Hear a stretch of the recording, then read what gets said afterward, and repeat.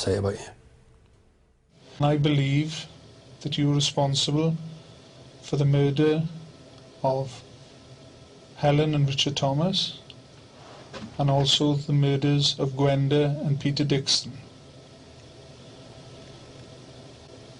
All I can say is I'm sorry if you've got that opinion, but you're totally wrong.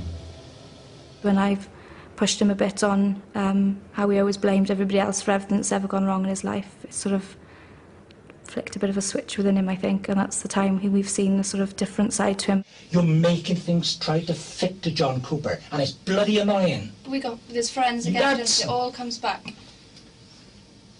You know, the young lady, I once said, you're trying to make things fit. I've tried to put you and give you information that you can check. You choose, you all, and your colleagues, and them in there, choose not to believe it. The time now is 17:01, and no further questions, and turn the tape recorder off. Cooper was held in custody until the trial, where his many victims hoped finally to see justice. I know the levels of violence he can use, and it horrifies me that he's used them on other people. All this has dominated so much of my life, but I'm still having to go through this. I mean, I just want rid of this person. I just want my life back. The long-awaited trial of John William Cooper began in March 2011. You must judge me after the trial, not before. Judge me after the trial. He was charged with the brutal murders of Helen and Richard Thomas in their home, Peter and Gwenda Dixon on the Pembrokeshire coastal path, and an attack on 5 teenagers in Milford Haven involving the rape of a 16-year-old girl and the indecent assault of another. Even faced with substantial evidence, he would never admit his involvement in anything. I'm disgusted that he won't give some closure to people out there. I'm disgusted. The trouble with the bully is, beating you is only half of their pleasure. The other half of their pleasure is knowing that you're scared of them for the rest of your life. And I believe that's what he's doing to these victims by not telling them. Just get on the floor! Dyfed-Powys police showed the jury the complex forensic evidence they'd spent years uncovering. Cooper had kept mementos of his offending that connected him to all of the crimes. When you look at those links, it's quite a compelling forensic link. John Cooper to all those offences.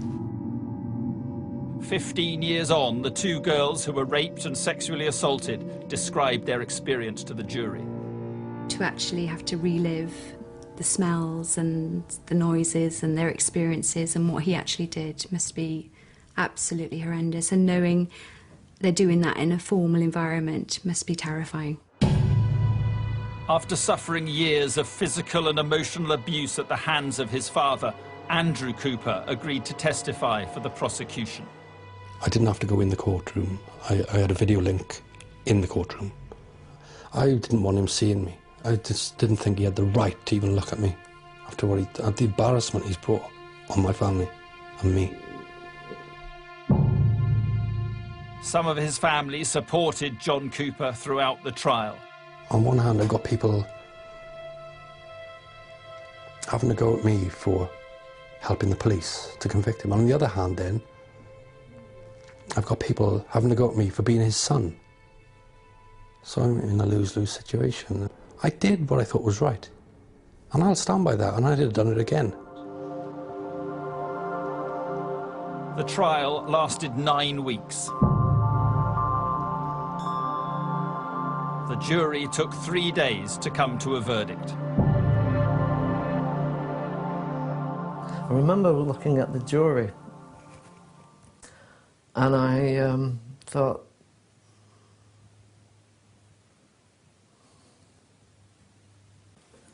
what they had to see and listen to would probably stay with them for the rest of their lives.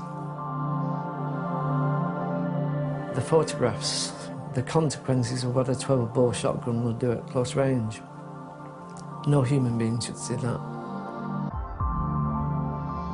To see some of the jury members crying, holding hands, It was quite something, which I'll probably never ever experience again in my career. Cooper was found guilty on all charges. To quote the judge, the murders were of such evil wickedness that the mandatory sentence of life will mean just that. The impact was quite phenomenal. None of us could speak, I don't think, for a few minutes. Cooper is where he belongs. We had a debt of gratitude towards Steve Wilkins and his team that I don't suppose we'll ever repay. And the community has a debt of gratitude as well.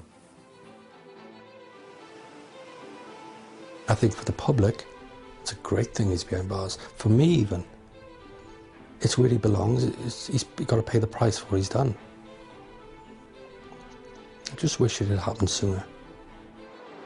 There was a dark shadow that was hanging over us. That person responsible for those offences was living amongst us.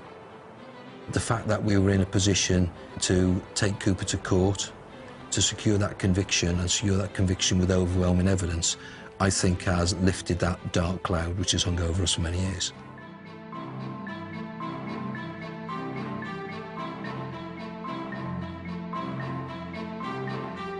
Ross Noble, Ross Kemp and Kay Burley are on the panel as they and their host, Adrian Childs, chat about the past 7 days in a catch-up with That Sunday Night Show next this evening.